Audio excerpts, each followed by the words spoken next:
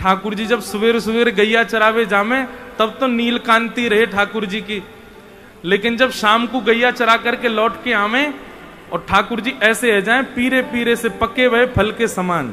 युगल गीत में स्पष्ट लिखा है। टीकाकार वर्णन करते हैं, बोले ठाकुर जी सवेरे जामे तो नीले और शाम को आमे तो पीरे काई को है जाए। बोलो किशोरी जी की याद में इतनी दग्ध है जाए हृदय में, इतने व्याकुल है जाए ठाकुर जी कि आज सवेरे ते है गयो श्री जी दिखी ना है मुकु, तो जा प्रकार से नेक उष्णता प्राप्त करके कोई फल पक जावे, ऐसी नीले ठाकुर जी शाम तक पक जामे। अब यूं है जाए कि बस अब कैसे वो श्री जी दिखाए दो मुकु। श्री जी को देखे के काजी इतने व्याकुल है जाए ठाकुर जी। श्री मुख चंद्र चकोर जय जय देव हरे। वो तो 7 दिन बाद इंद्र ने संकेत पहुंचाया, बोले जय जय सबरो पानी खत्म है गयो, अब कहा करूं, अब मुंह पे जल ही ना बचो, सबरो खत्म है गयो, खर्च है गयो। तब ठाकुर जी ने फिर गिरिराज जी नीचे धरे। नहीं तो महाराज ठाकुर जी की इच्छा तो यूं ही हती कि अब वैकुंठ आदि ये सब कोई और संभाल ले, मैं तो अब यूं ही खड़ा रहूंगा, श्री जी सामने खड़ी हैं, मैं इनको दर्शन कर रहा हूं, बस यही दर्शन में ही पूरा जीवन व्यतीत है जाए, पूरी लीला है जाए। आगे की लीला हे इंद्र आदि, हे नारद आदि देवताओं, देख लियो आगे की लीला कौन करनी है, मैं तो अब कहीं ना जा रहा हूं, मैं तो यूं ही खड़ा रहूंगा और श्री जी को देखता रहूंगा। ये जो श्रीनाथ जी को स्वरूप है ना, या के अनेक भाव हैं, पर एक भाव ये भी है कि श्री जी को देखते हुए ठाकुर जी को स्वरूप है। किशोरी जी को जब ठाकुर जी देखें तब कैसे देखें, बोले ऐसे देखें ठाकुर जी, किशोरी जी को देख रहे हैं ऐसे। ठाकुर जी की गोवर्धन लीला भाई सब ब्रजवासी ने खूब आनंद कियो। 7 दिन बाद ठाकुर जी ने गिरिराज जी पुनः पधरा दिए। हमारे ब्रज में एक कथा आवे कि जब ठाकुर जी ने गिरिराज जी पधरा दिए तो सब ब्रजवासी ने नंद बाबा और वृषभानु जी घेर लिए और सब ब्रजवासी बोले ये तुम्हारे दोनों बालक यहाँ, ये किशोरी जी और ये तुम्हारो लाला कन्हैया जे ऐसी विलक्षण विलक्षण लीला करें, हमको तो ऐसा लगे ये कोई देवता है और तुम हमसे छुपा रहे हो।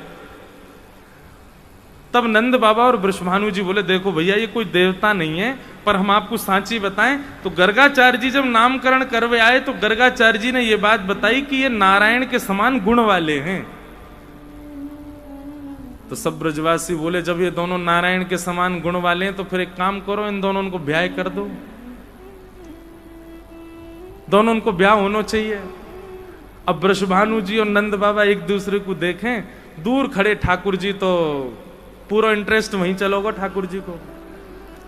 अच्छा ये तो होना ही चाहिए भैया, अब मेरी उम्र भी तो है गई, मैं तो 3.5 बरस से ही ठाकुर जी चिल्ला रहे हैं मैया तो मैया बुढ़ापा आ गया, अब तो मेरा ब्याह करा दे।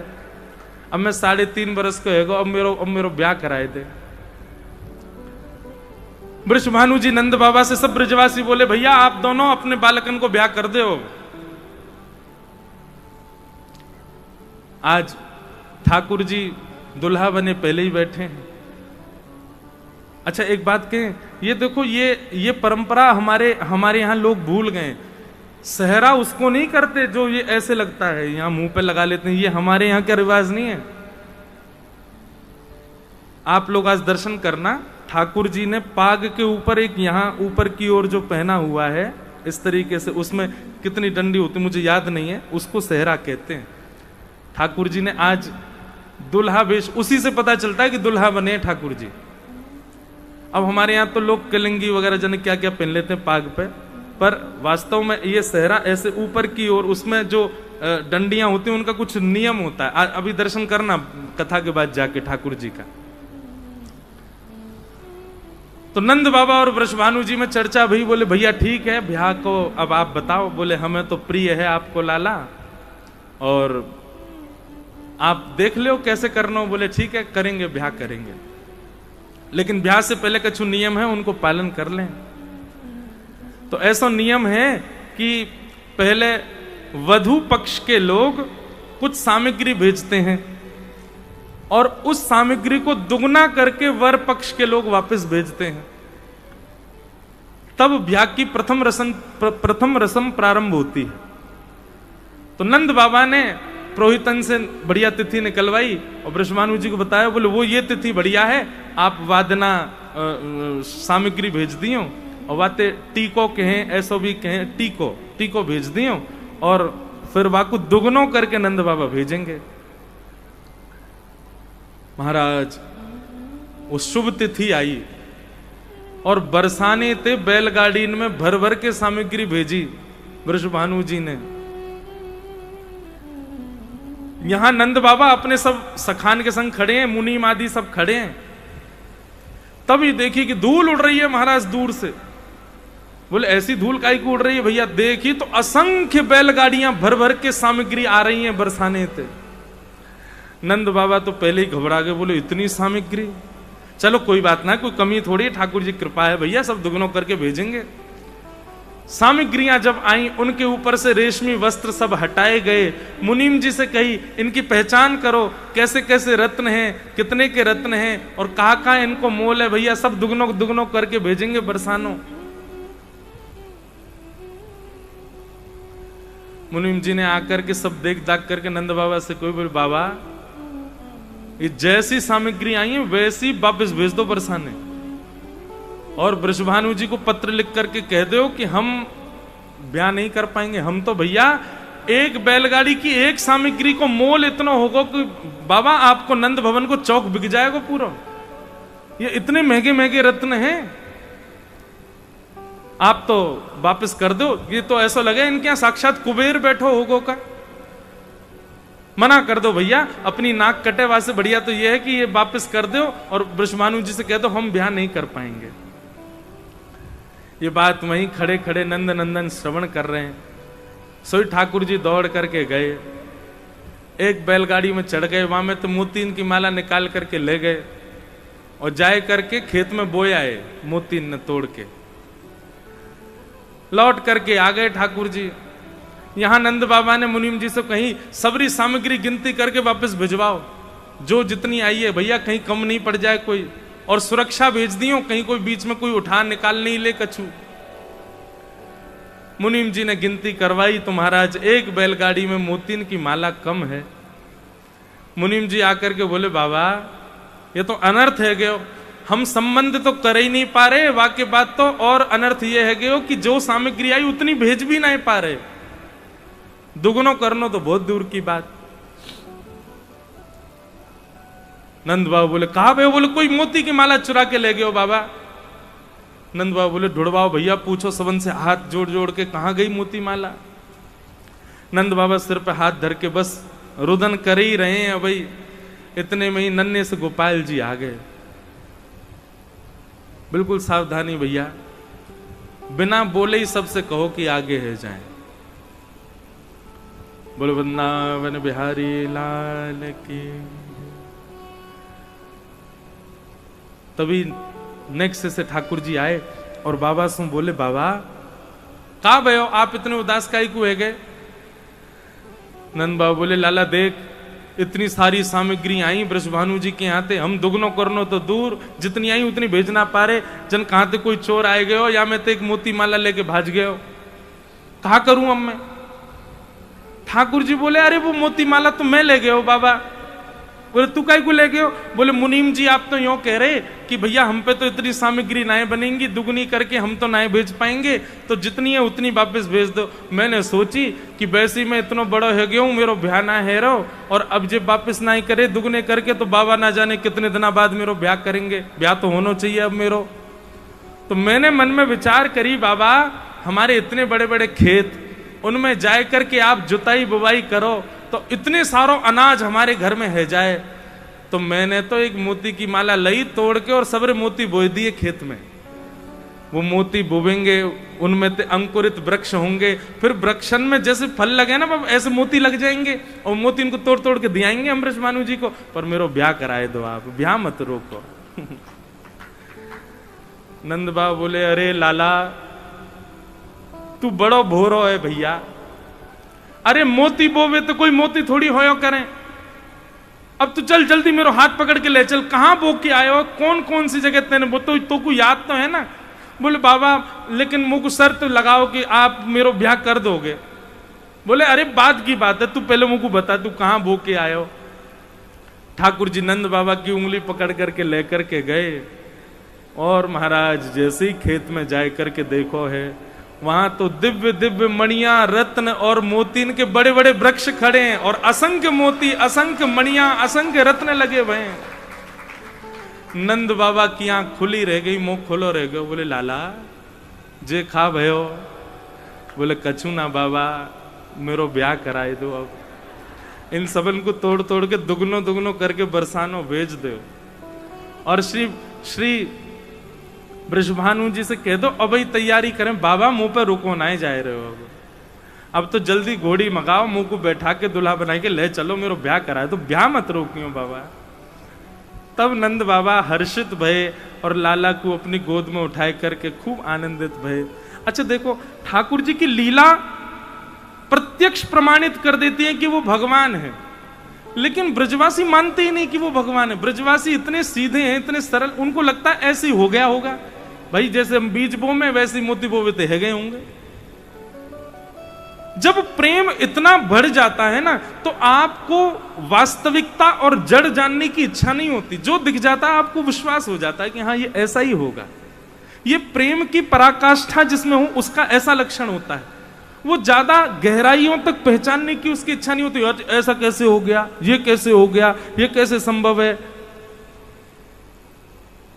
जो आजकल के पढ़े लिखे लोग हैं वो तर्क कुतर्क में जाते हैं, पर ब्रज के उपासकों को कुतर्क में नहीं जाना चाहिए।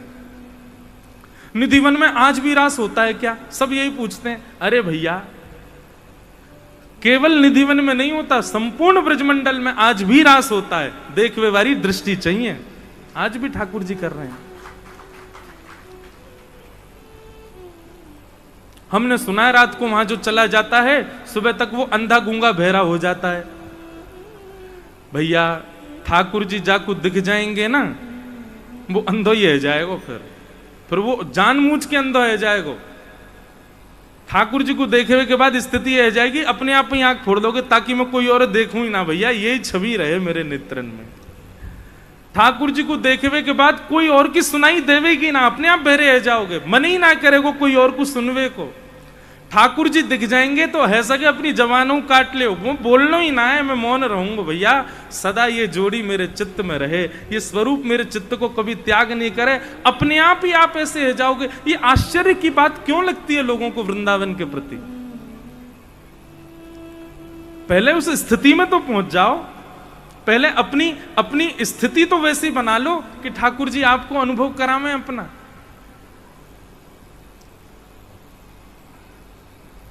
प्रेम की पराकाष्ठा जब होती है तब विश्वास प्रकट होता है चित्त में, फिर उस कही गई बात या उस स्थिति को ज्यादा परखने की इच्छा नहीं होती चित्त में। मैं एक कथा सुनाया करता हूं कभी कभी। हमारे वृंदावन में एक आश्रम में एक भोंदू नाम का भक्त रहता था। उसका नाम तो कुछ और था, पर उसको सब भोंदू बोलते थे क्योंकि बहुत भोला था वो। आचार्य चरण रोज प्रवचन सुनाया करते थे और प्रवचन में बताते थे, बोले भांडीर वन में ठाकुर जी गैया चराने आते हैं। तो दूर बैठा ग्वारिया भोंदू बैठ करके सुनता था। उसने जैसे ही भांडीर वन नाम सुना, भांडीर वन नाम सुनते ही वो तो बिल्कुल ऐसे अचक हो गया और सोचने लगा भांडीर वन तो मैं भी जाऊं गैया चरावे, मुझे तो कभी मिले नहीं ठाकुर जी। अब उसके चित्त में ये अविश्वास नहीं है कि ठाकुर जी पहले आते होंगे, अब थोड़ी आते हैं। उसके चित्त में ये पूर्ण विश्वास है कि ठाकुर जी अब भी भांडीर वन आते होंगे और गुरु जी कह रहे हैं या को मतलब तो निश्चित आते होंगे।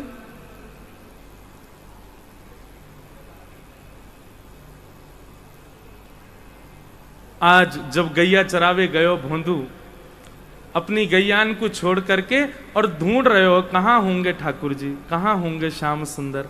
बंधुओं, केवल भोंदू नहीं, कितने वैष्णव ऐसे जिनने ये विश्वास मान लियो कि ठाकुर जी होंगे और वो पहुंच गए। रसखान भी तो ऐसे ही वृंदावन आए, उनको एक चित्र दिखा दिया ठाकुर जी का, तो रसखान बोलो ये बालक कहां मिलेगा? बोले वृंदावन में नंद नंदन को छोरा है। याकूब पाने के लिए कहा करना पड़ेगा? बोले गले में कंठी माला पहननी पड़ेगी। बोले ये मिल जाएगा? बोले हाँ मिल जाएगा। याकूब कहा प्रिय में याकूब खवाई दूंगा? बोले माखन मिश्री खवाई दियो। तो रसखान तुरंत ही निकल पड़े, ये विचार नहीं किया कि मुझे क्या करना है क्या नहीं करना, उनको विश्वास था कि मिल ही जाएंगे, रसखान बन गए। ऐसे ही भोंदू ढूंढने लगा ठाकुर जी को, नहीं मिले ठाकुर जी। 1 दिन 2 दिन 3 दिन, उसका विश्वास इतना कि हो सकता है ठाकुर जी तो आते ही होंगे, मुंह में ही भक्ति ना है, मैं ही ना देख पा रहा हूं लाल जी को। आज उसकी हृदय की गम्यता श्री राधा रमण जी के हृदय को प्राप्त हो गई और श्री ठाकुर जी स्वयं को रोक नहीं पाए। बोले रोज जावे भांडीर वन में ढूंढे मुझे कि मैं गैया चरा के आऊंगा, चलो आज चलें। और तभी भोंदू ने देखा कि वन में अत्यंत सुंदर, अत्यंत रसमयी, अत्यंत आकर्षित करने वाली गैयाएं चल रही हैं और उन गैयाओं के बीच में पीली पीतांबरी पहने नील वर्ण के श्याम सुंदर अपने गले में अपनी पीठ पर एक लाठी टांगे और दोनों हाथन को टांगे उनके बीच में चल रहे हैं।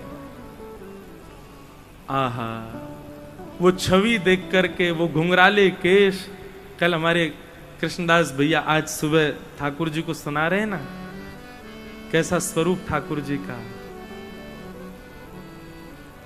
आहा, तारी कजरारी से जादू की पिटारी पलके, तारी कजरारी से जादू की पिटारी पलके, उनमें मदहोशी भरे, उनमें उस पे मदहोशी भरे, उस पे मदहोशी भरे, हाय तेरे तेरे छे नयन पाग टेढ़ी सिधरे, वापे मोती लटकन, डोले ब्रज कुंजों में, डोले श्री वृंदावन में, झूम के राधा रमन पग टेढ़ी सिधरे। ये स्वरूप देखा, देखते ही भोंदू तो भूल ही गए कहा कहनो मुकू, और जाकर के चरणों में प्रणाम करके बोलो आप वही है ना जिनके बारे में गुरुजी सुना में। ठाकुर जी बोले तेरे गुरुजी कौन के बारे में सुना में, मुझे क्या पता। अरे गुरुजी बताए रहे आप मोर पंख को मुकुट पहनो, आप कानन में मकराकृत कुंडल पहनो, गले में मोती की माला पहनो, आपको वर्ण नीलो नीलो है और आप पीतांबरी पहनो, सब कुछ तो वैसो ही है जैसो गुरुजी बता में, तो आप वही हो ना जिनके बारे में गुरुजी बता में। ठाकुर जी उसकी सरलता सहजता पर इतने रीझ गए, बोले हाँ मैं वही हूं जाको तो गुरुजी सुना में। अच्छा तेरो नाम का है, तू अपनो नाम बता। तो भोंदू बोलो मेरो नाम तो कछु और है, पर प्रेम से सब मोकू भोंदू बुला में। आहा, भोंदू नाम सुनते ही ठाकुर जी तो इतनी जोरते हंसे हंसते हंसते बैठ गए। बोले कहाँ नाम है तेरो? बोले भोंदू। ठाकुर जी बोले तेरो नाम बड़ो सुंदर है भैया, तू आज मेरे बगल में बैठ जा। भोंदू बैठ गयो। अब ठाकुर जी से नजर नहीं हट रही है उसकी। ठाकुर जी बोले अब देख तो ही रहेगो, कछु पवावेगो भी, कछु लेके आयो, मुंह को भूख लगी बहुत जोरते। भोंदू बोलो आप मेरे हाथ की रोटी पाओगे? बोले हाँ पाऊंगा, खिला तू। तुरंत भोंदू ने अपनी गमछा में बंधी भाई 2 रोटी दे दी ठाकुर जी के आगे, गुड़ रख दियो और टेंटी को अचार धर दियो। ठाकुर जी तो बढ़िया वासो पान लगे। पाते पाते भोंदू बीच में बोलो अच्छा सुनो लाल जी, एक रोटी छोड़ दियो, मुंह में भूख लग रही है। आपको देख के तो ऐसा लग रहा है कि आपकी मैया ने कछु खवाया हो ना, इतने भूखे लग रहे हो। ठाकुर जी और जोर से हंसने लगे। बोले वाह भैया तू पहलो भक्त देखो जो भगवान से ही मना कर रहा हो कि कम छोड़ दियो मेरे काजे। ठाकुर जी बोले सुन मैं तो ना छोड़ूंगा रोटी, तू भूखो रहे, कल ते ज्यादा लेके आइयो भोजन, मुझे भूख लग रही है। अच्छा ने आधी तो छोड़ ही दियो, मुंह को भी तो लग रही है भूख। ठाकुर जी ना मैं तो पूरी पाऊंगा, तू अपने काजे कल ज्यादा लिया ही हो। और ठाकुर जी पूरी प्रसादी पागे। भोंदू बोलो मैया तो कह दे करो आपको खवाए करें, इतना भूखो ना रखो करें, दूसरे इनकी रोटी खाए जाओ। ठाकुर जी बोले कल ते दुगनी लेके आइयो। और भोंदू चला गया। उसने जाके गुरुजी को भी नहीं बताया, उसको लगा गुरुजी और सब बालक तो मिलते ही होंगे ठाकुर जी से, मेरी तपस्या कम थी, मुझको अब मिले हैं। दूसरे दिन जब ज्यादा सामग्री ले जाने लगा रसोई घर से, गुरुजी को पता चली तो गुरुजी ने भोंदू से कहा, ए भोंदू हमको पता चली तुम 2-3 दिन से बहुत ज्यादा सामग्री ले जाते हो, कहां ले जाते हो? भोंदू बोलो गुरुजी मैंने आपको बताई नहीं, पर मेरे भाग्य पिछले 4 दिन पहले ही उदय भये हैं, और मैं वन में जाऊं, भांडीर वन में वही नंद नंदन जिनके बारे में आप सुनाते हो कथा में, वो गैया चराने आते हैं। जैसे ही सुना नंद नंदन गैया चराने आते हैं, गुरुजी बोले भोंदू कौन आते हैं? बोले नंद नंदन, वही जो मोर मुकुट पहनते हैं, पीली पीतांबरी पहनते हैं। गुरुजी उनमें से ऐसी सुंदर सुगंधी आवे, मैं आपको कहा बताऊं। और आप जितना सुंदर वर्णन करते हैं ना गुरुजी, बातें तो बहुत गुना ज्यादा सुंदर हैं। मैं तो उनते पहले दिना तो मैं उनको देखते ही रह गया, मेरी सबरी रोटी न खा गए। उनको बड़ी भूख लगे, या हमारे उनके काजे दुगनो लेके जा रहा हूं गुरुजी। तो आचार्य जानते हैं कि कोई और बोले तो मैं विश्वास ना करूं, लेकिन भोंदू बोल रहा है तो इसका मतलब निश्चित ठाकुर जी आते। ये झूठ नहीं बोल सकता, सीधा व्यक्ति झूठ थोड़ी बोल पाता है। ठाकुर जी ने कहा अच्छा भोंदू तो एक काम कर, तू जाइयो ठाकुर जी से कहियो कि चलो हमारे आश्रम, गुरु जी मिलेंगे। भोंदू बोलो मैं लेके आऊं ठाकुर जी को? बोला हाँ तू लेके आ। भोंदू आज गया, ठाकुर जी आए। ठाकुर जी के आते ही भोंदू ने सामग्री रख दी, रोटी सब्जी और अचार रख दिए। ठाकुर जी पान लगे। भोंदू बोलो जय जय, मेरी एक बात मानेंगे आप? ठाकुर जी बोले हाँ बोल। बोले हमारे गुरुजी ने आपको बुलाया है, चलो मेरे संग। गुरुजी के पास चलो। ठाकुर जी बोले देख तू हमारा मित्र, तेरे संग रहेंगे, खामेंगे पीमेंगे, डोलेंगे, हंसेंगे, खेलेंगे। ये तेरे गुरुजी पुरुजी ने मैं ना जानू, मैं नहीं जाऊंगा कोई के पास। गुरुजी के पास जावे की जैसे ही मना करी महाराज। भोंदू बोलो आप मेरे गुरुजी के पास नहीं जाओगे?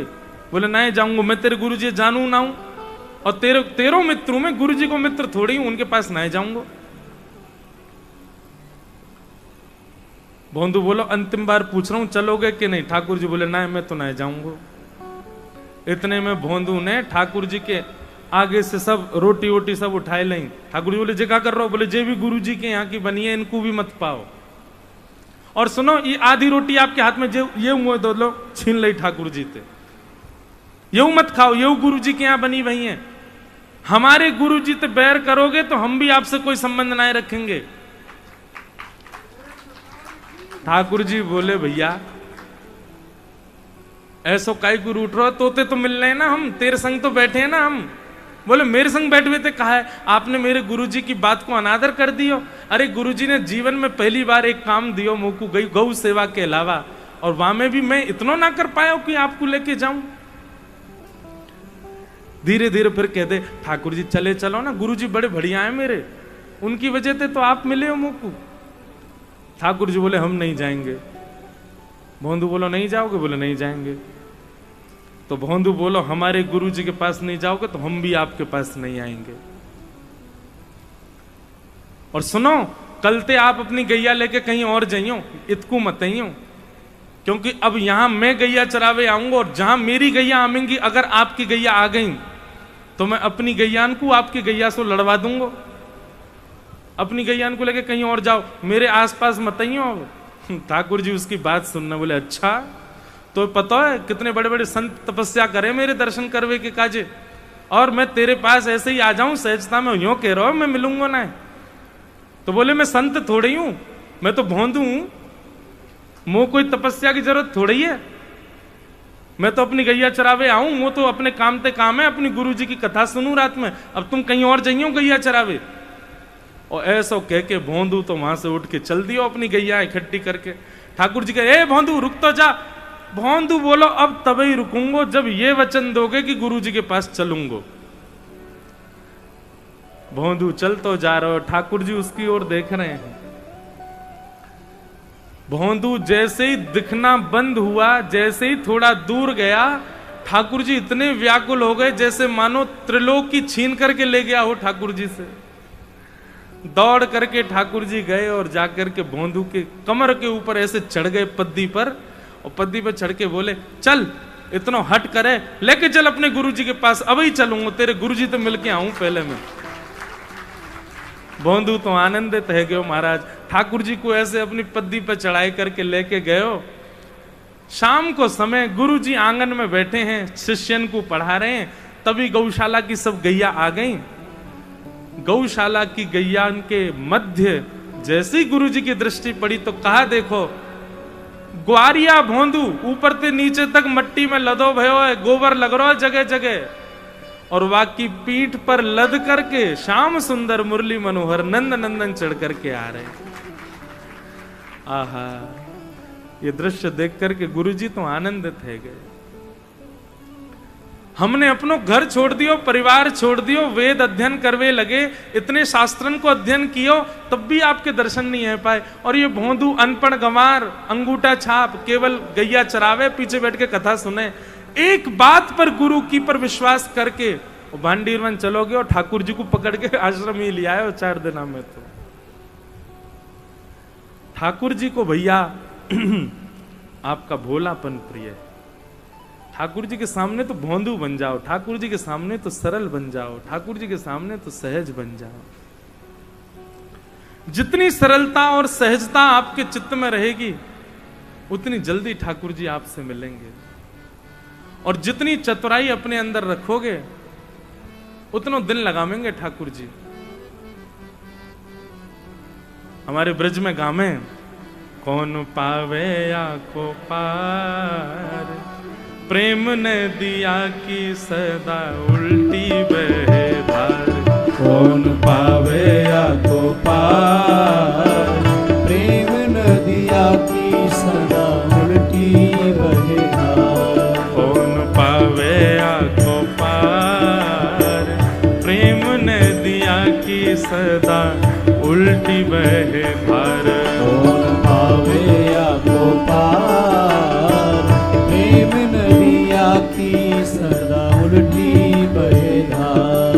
ओ प्रेम को प्रमुख यही वृंदावन धाम, प्रेम को प्रमुख यही वृंदावन धाम। प्रेम को प्रमुख यही वृंदावन धाम। प्रेम को प्रमुख यही वृंदावन धाम। प्रेम हित पायो श्याम रसिया ने नाम। ओ प्रेम हित पायो श्याम रसिया ने नाम। अरे हाँ, प्रेम हित पायो श्याम रसिया ने नाम। ओ प्रेम हित पायो श्याम रसिया ने नाम। याए जाने कहाँ गवा, याए जाने कहाँ गवा, याए जाने कहाँ गवा, याए जाने कहाँ गवा। हो प्रेम ने दिया की सदा उल्टी बहे धार। कौन पावे या को पार, प्रेम नदिया की सदा उल्टी बहे धार। और जननी की गति दई पूतना कुपे, जननी की गति अपनी मैया की गति दे दई पूतना को। पूतना कुपे। ब्रज भाषा को पद है, ध्यान से सुनियो। जननी की गति दई पूतना कुपे, जननी की गति दई पूतना कुपे। कैसे? विष देवे आई पाई मुक्ति ठेलम ठे। ओ विष देवे आई पाई मुक्ति ठेलम ठे। अरे हाँ, विष लेके आई पाई मुक्ति ठेलम ठेल विष देने आई पाई मुक्ति ठेलम ठेल खुले स्वर्ग के किवाड़ स्वर्ग के किवाड़ खुले स्वर्ग के किवाड़ स्वर्ग के किवाड़ हाँ भैया प्रेम नदिया की सदा उल्टी बहे धार कौन पावे या को पार प्रेम नदिया की सदा उल्टी बहे धार अरे कौन पावे या को पार प्रेम नदिया की सदा उल्टी बहे धार पावे को पार प्रेम नदिया की सदा उल्टी बहे कौन पावे या को पार प्रेम नदिया की सदा उल्टी बहे धार पावे आपको पार प्रेम नदिया की सदा उल्टी बहे और क्या कर रहे हैं विष्णु अवतार विश्व पोषण करन विष्णु अवतार विश्व पोषण करन सोई कर चोरियां अहीर घरन ओ सोई कर चोरी यहाँ अहिरन हरन निज प्रभु था विसार प्रभु का विसार निज प्रभु था विसार प्रभु का विसार हाँ भैया प्रेम ने दिया की सदा उल्टी बहे धार कौन पावे या को पार प्रेम नदिया की सदा उल्टी बहे धार अरे कौन पावे या को पार प्रेम नदिया की सदा उल्टी बहे धार पावे को पार प्रेम नदिया की सदा उल्टी बहे अरे कौन पावे या को पार प्रेम नदिया की सदा उल्टी बहे धार पावे को पार प्रेम नदिया की सदा उल्टी बहे